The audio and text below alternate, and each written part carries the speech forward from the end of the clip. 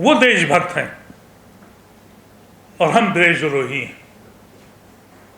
یہ کس قسم کا ملک بن گیا ہے؟ ہم کو سوچنا پڑے گا کہ ہم مجرم ہیں، اپنے ہی گھر میں ہم مجرم بن گئے۔ دوسری قوموں کے نوجوان بچوں کو آپ نے تو سمجھا دیا کہ نفرت کرو اور نفرت کی آندھی میں جھلس جاؤ، اس ملک کو قطرے قطرے میں توڑ دو۔ تم نے کشمیریوں کے ساتھ بھی یہی کیا، تم نے آسامیوں کے ساتھ بھی یہی کیا، تم نے منی پور میں بھی یہی کیا کہ آگ جلتی رہی اور تم تماشا دیکھتے رہے۔ کس سے فریاد کی جائے؟ کون سا شعبہ ہے جس پہ فخر کیا جائے کہ یہ مہان دیش ہے؟ سب جھوٹ و فراڈ ہے یہ۔ اور جو ہمارے ہندو بھائی ہیں، دوسری مائنارٹیز ہیں، ان سے کہنا چاہتا ہوں، اگر ملک میں آج ہمارے اوپر ستم ہو رہا ہے تو کل تمہاری بھی باری آئے گی۔ جب یہ سمویدھان ختم ہو جائے گا تو یہ ملک پھر وہیں چلا جائے گا جہاں سینکڑوں سال پہلے تھا۔ مجھے احساس ہوا، میں یو پی کا ہوں، یو پی کا مسلمان ہوں، اس لیے مجرم ہوں، لیکن یہ مجھ سے بھی بڑے مجرم ہیں، یہ بنگالی بھی ہیں۔ کیا ستم ان کے اوپر ہو رہا ہے۔ اب بنگالی ہونا بھی ایک جرم ہو گیا ہے۔ میں گڑگاؤں میں رہتا ہوں، پچھلے 8-10 دن سے بنگالی بستیوں میں جا کے مسلمانوں کو ڈھونڈا جا رہا ہے اور بنگلہ دیشی کہہ کے گرفتار کیا جا رہا ہے۔ یہ دہلی سے 15 کلومیٹر 20 کلومیٹر کے اندر ہو رہا ہے۔ آپ اندازہ کریں کہ اس قوم کا جو اپنے قوم کے لوگوں کے لیے ایک دوسرے سے نفرت پھیلا کر اس طرح کی حکومت چل رہی ہو، اور ہم آج بھی یہ کہیں کہ ہمارا دیش مہان ہے۔ آپ حضرات قلم سے لکھنے والے لوگ ہیں، آپ کے پاس رسائل ہیں، یہ درد آپ آگے تک کیوں نہیں پہنچاتے؟ آپ یہ کیوں نہیں سمجھتے کہ آج ہماری باری ہے، کل ان کی باری ہوگی، پھر میرے دیش کا کیا ہوگا؟ کبھی اس پہ سوچا ہے ہم لوگوں نے؟ اب مجھے بار بار 3 دن سے میسج آ رہے ہیں کہ صاحب گڑگاؤں میں جہاں جہاں بھی بنگالی رہ رہے ہیں، اگر وہ مسلمان ہیں تو تھانے ان کو بھیجا جا رہا ہے۔ آپ بتائیے کہ ان آسام کے لوگوں کو جس کے یہاں بلڈوزر صبح اور شام چل رہا ہے، عدالتیں کیوں نہیں سنگیان لے رہی ہیں؟ عدالتیں کمنٹس تو بہت اچھے کر رہی ہیں، دل خوش ہوتا ہے، لیکن جب قلم چلتا ہے تو مجھے لگتا ہے کہ ہاتھ تھر تھرا جاتے ہیں۔ وہ کہہ چکے ہیں کہ بلڈوزر جو ہے وہ غلط ہے، غیر قانونی ہے، لیکن روز چل رہا ہے آسام میں بھی اور اتر پردیش میں بھی۔ اتر پردیش میں جو ہم سمجھ رہے تھے کہ ہم پہ بڑا ستم ہو رہا، لیکن جب آسام کے اپنے نوجوان ساتھیوں کو دیکھا، ان کے حال سنے، تو دل لرز گیا کہ کوئی جگہ تو ہے۔ ہاں، گجراتی بابو تو ایسے ہیں کہ پوری دنیا بھاگے چلے جا رہے ہیں، یہاں نہیں رہتے ہیں، وہ ہتھکڑیاں لگ کے آتی ہیں، واپس بیڑیاں پکڑ کے آتے ہیں۔ وہ دیش بھکت ہیں اور ہم دیش دروہی ہیں۔ یہ کس قسم کا ملک بن گیا ہے؟ ہم کو سوچنا پڑے گا کہ ہم مجرم ہیں، اپنے ہی گھر میں ہم مجرم بن گئے۔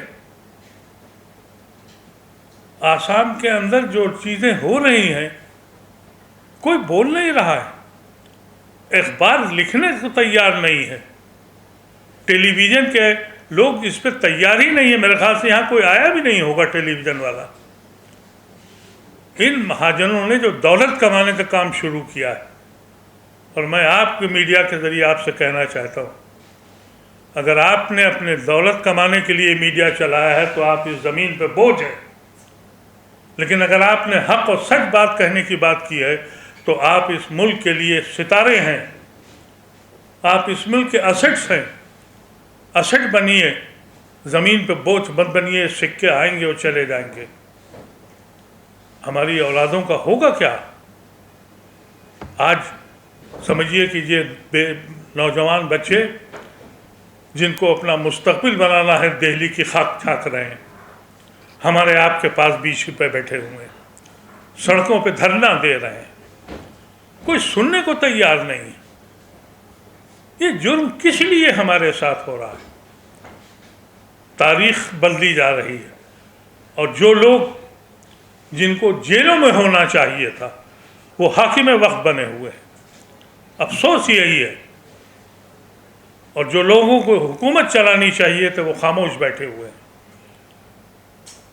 अगर इन नौजवानों को आपने बर्बाद किया,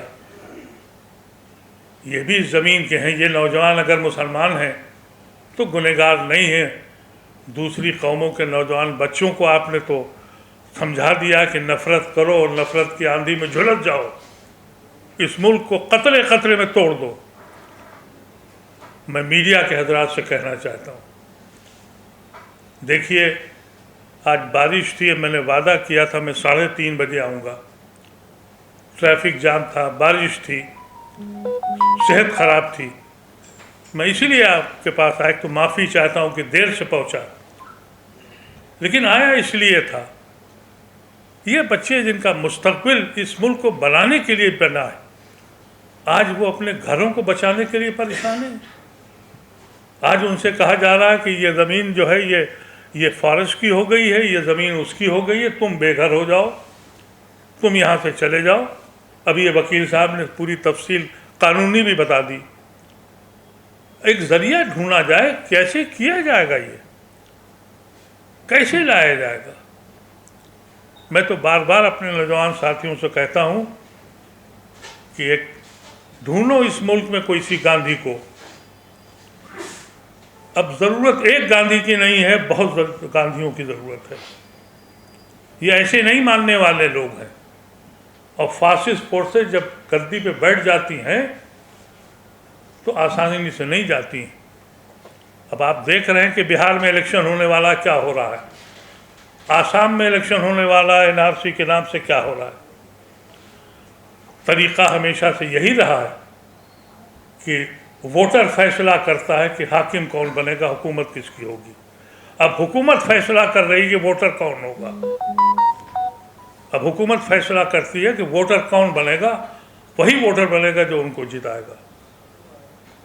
मैं आप हजरात से कहना चाहता हूँ कि अपने कलम को हिलाइए, अपने मोबाइल से और अपने चैनल से बताइए, आसाम हिंदुस्तान का एक हिस्सा है। तुमने कश्मीरियों के साथ भी यही किया, तुमने आसामियों के साथ भी यही किया, तुमने मणिपुर में भी यही किया कि आग जलती रही और तुम तमाशा देखते रहे। कब उठोगे, कब ये हुकूमत जागेगी और कब ये अदालतें अपने हुकूक को पूरा करेंगी?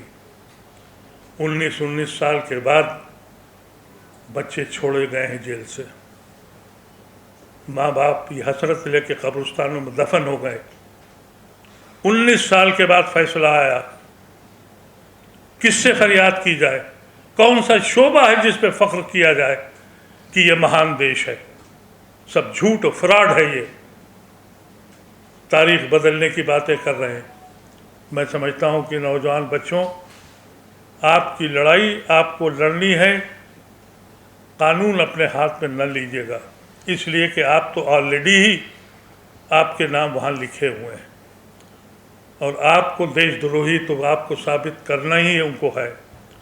लेकिन हम जो दूसरे हमारे गैर मुस्लिम भाई हैं और जो हमारे हिंदू भाई हैं, दूसरी माइनॉरिटीज़ हैं, उनसे कहना चाहता हूँ, अगर मुल्क में आज हमारे ऊपर सितम हो रहा है तो कल तुम्हारी भी बारी आएगी। जब ये संविधान ख़त्म हो जाएगा तो ये मुल्क फिर वहीं चला जाएगा जहाँ सैकड़ों साल पहले था। बहुत बहुत शुक्रिया।